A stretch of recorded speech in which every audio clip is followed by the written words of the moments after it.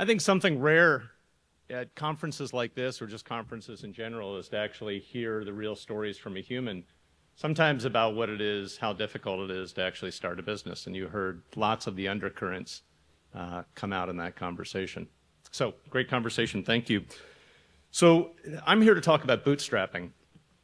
And for those of you who don't know, bootstrapping is the basic idea of building a business without relying on a financial partner. So it's a bit odd that Zach and Elizabeth, running a venture firm, would invite somebody to talk about not using their services. Or, just saying or, the other possibility is that the ideas behind, the concepts behind bootstrapping a business are relevant regardless of your funding stage. Let's find out. So, if you're an entrepreneur, or you're considering becoming an entrepreneur, there is a reasonable chance that you've already unintentionally given up some of the agency, some of the power for your own success. It typically comes in the thought of, well, if I get financing, then I can start my company. If I get a partnership, then I can begin. The problem is relatively linear. You're moving the locus of control from yourself, that which you can take action over, to some outside party. And the good news is it's a solvable problem by simply thinking like a bootstrapped entrepreneur. So, who am I? I'm a 25-year plus Marin County resident, absolutely love the place, raised my kids here, my wife was on a public school board. I spent 15 years providing capital and advice to entrepreneurs. First as an investment banker back on the East Coast. I did, Chris, get sucked into the money trap. And then moved out here to be a partner in a venture firm and then ultimately a partner in a private equity firm. I then went on to found a couple of businesses. Yes, I took outside money. Chris spoke a moment ago to that idea, that terror that lives inside of almost every entrepreneur's heart who takes money from someone else. If you don't feel a burden and an obligation to make sure your investors succeed, I don't think you got a heart. I feel like that is a pressure that people don't talk about, but is incredibly real. I lost people money. I know what that felt like. I've also bootstrapped a couple of companies and sold, built a handful. I guess the net of that is I've been on both sides of that conversation. I've been a capital provider, I've been a capital user, I've also been a bootstrapper along the way. And what I can tell you is that there is a problem. There's a tragedy here. There are too many companies that are never built, ideas not tested, products not brought to market, all because of this simple misunderstanding. That companies are built when entrepreneurs, when investors give entrepreneurs money. That is the 0 to 1 moment. The moment where you kick off is when someone writes you a check, and I promise you that is absolutely not the case.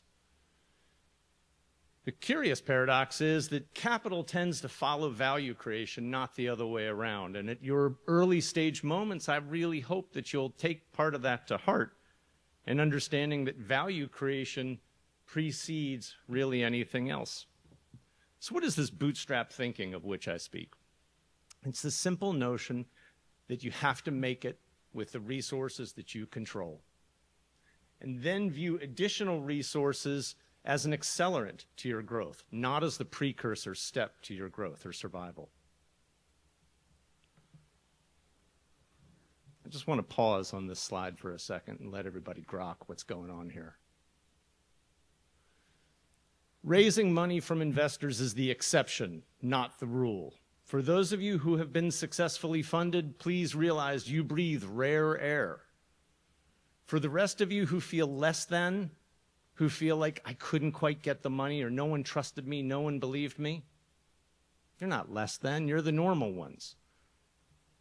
In fact, the list of successful bootstrap companies is so much longer than the list of successful funded companies. By the way, just a misnomer on bootstrapping. Bootstrapping isn't necessarily never using outside capital. Bootstrapping is successfully using outside resources at strategic moments. There will come a time and a place for almost all bootstrappers where maybe I need additional capital to grow. That's the notion of using outside resources as an accelerant, not as a 0-1 kickoff.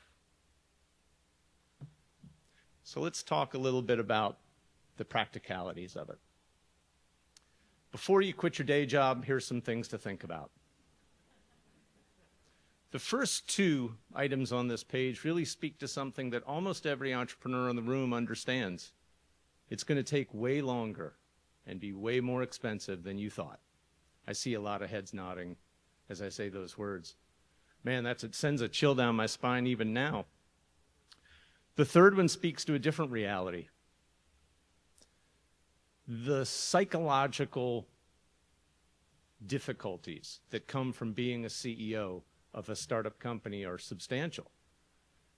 Fear, doubt, constant concerns, pressure. Building a mentor and a support group is a survival step. It's not necessarily something that you're looking for just cheap and quick answers. Sometimes you need to be able to make a phone call to somebody just so that you won't tear your hair out. I want to touch on the last one on that list before we move to the next slide, financial literacy. This is one of my favorites.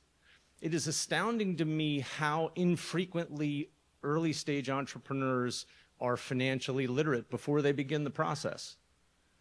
I don't mean just understanding a basic business accounting, although I do, and I highly encourage you, take a basic business accounting class. They're available online for free. You can take one all over the place, but I mean way more than that. The things that will help you survive as an entrepreneur, as a bootstrapped entrepreneur, you have to understand how to think about marginal cost and marginal revenue. How do I calculate it? How do I use it? How can I make a decision based on my products, based on marginal cost and marginal revenue? Do I have a J-curve business? Do I understand what the hell a J-curve business is? And how will I build my business on that basis? How fast can I grow? When the time comes, and it will, that you're going to need to squeeze some money out of your balance sheet, do you understand effective payables and receivables management? Launching a business is kind of where the rubber meets the road here, right? By a large margin, the most used way to launch a bootstrap startup is to keep your day job. Highly recommend it. Either keep your day job or get another job and moonlight. But sometimes you can't. So I want to encourage people to think about, really to give themselves the grace to think about a zigzag business model. And what I mean by that is sometimes it's difficult to have the capital or the other resources necessary to build the thing that you envision that you want to build right out of the gates. So how do you do about that? What do you do about that? Well, you start with a consulting product. You start with a smaller product. Maybe you identify a slightly different customer base, an easier customer base, one with a shorter sales cycle. Look for other ways to survive. Find ways to bring cash in the door. Use that cash as an accelerant for your own business. Tactically. Boy, there's enough tactics to bootstrapping that we could sit around here, and my guess is every entrepreneur in this room has some to add to this list. But there are a few on here that I'd love to touch on. The first is courtesy of an old book. The Adventures of Tom Sawyer. Mark Twain must have been a bootstrapper. So in the book, for those of you who remember, Tom Sawyer is told by his Aunt Polly to go paint a fence. And he doesn't necessarily want to paint the fence, but he doesn't have money for employees. Boy, this sounds like my life in the early days. So what does he do? He uses the resources that he has to figure out a way to get employees to work for him. Parenthetically, this is illegal in the state of California. You do have to pay your employees. But he convinces his friends that the experience itself is worth the work. As a bootstrapper, that is something I have used. But a deeper truth, as a bootstrapper or really as an early stage entrepreneur, you're going to underpay your employees. And it's going to hurt because you know that they're worth more and you know that they have choices, but that's all the money that you have. But you do have other things you can offer people, and I encourage you to look for those other things that you can offer to help them out. Titles. Yes, responsibility, management responsibility, mentorship, and then ultimately a great reference as they're on their way out the door. It does require you to be a little bit more human in your early meetings with potential employees, to ask them where they want to go and help them solve their problems. The second one I want to talk about is the financials in the lower left part of that page. What's funny is when you put together as a VC or as a private equity guy, I can't tell you how many times I looked at 5 and 10-year financial projections that people put together that are absolutely nonsense. What's funny is the entrepreneurs who put them together also know that they're absolute nonsense, but we engage in this pantomime together of like, oh yes, this is what's going to happen. What's curious though, over the years in working with both bootstrappers as well as early stage funded companies, is how little people understand the first 6 months.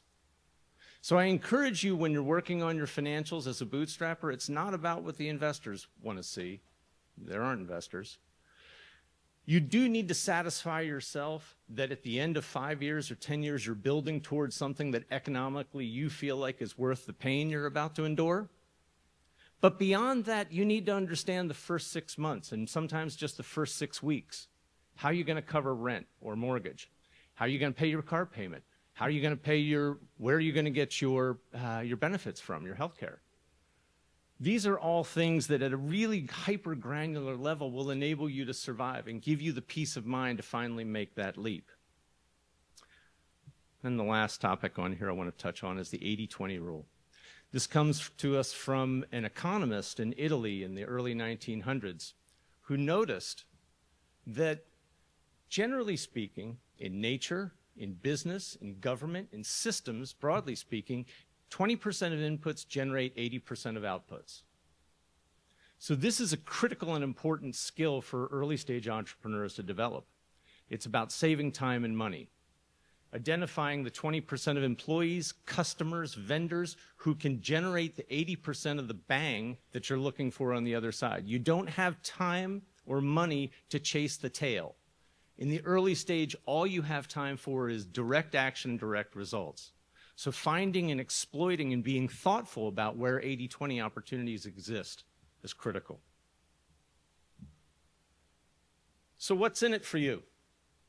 Having done all this, having changed your mindset around to think like a bootstrapper, well, the first, just to close the loop on the thesis, is you reclaim your agency. You're no longer asking for someone else's permission to be successful. You own your own success. And regardless of your funding status or what you're thinking of doing, I very much encourage you to take back your own agency. It's the only way you're going to survive. The second, as a VC and as a private equity guy, over the years I noticed something. Almost no businesses, and I mean almost no businesses, are right with their original idea. In my opinion, the job of every startup is simply to stay in business long enough to figure out the right business to be in. Sometimes that's a small pivot, as Chris was just talking about. Sometimes it's a substantial pivot. Sometimes it's simply just changing a customer base focus. But it's almost never the right answer, the right idea.